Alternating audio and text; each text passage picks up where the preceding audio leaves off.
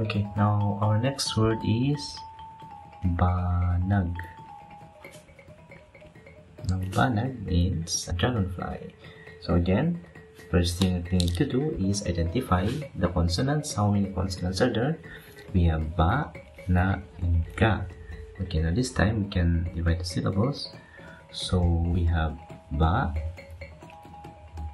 nun, na, and ga without the vowel sound. So banag.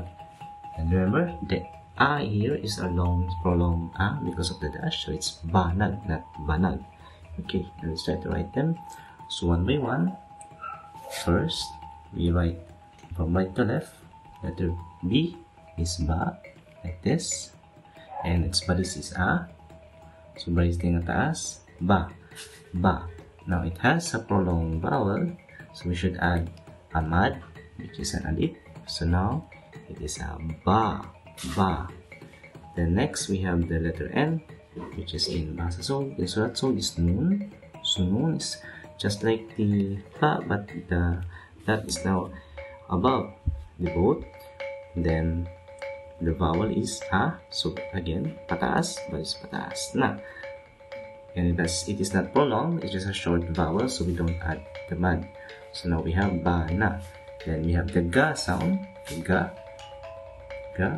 It's like this. And it has no vowel sounds. It is sukun or balis patay. So that's how we write it. Again. Ba din nga taas ba. Muno pa alip ba. Nun din nga taas na. Ba na. Muno pa wine. Ga. Ba nag. If you write them, you connect them. It's like this. Ba and nun. Ba nag. So, ba din nga taas ba, on mad, ba, nun din nga taas na, muno paga, ba nag. So, that's how you write in Suratsol.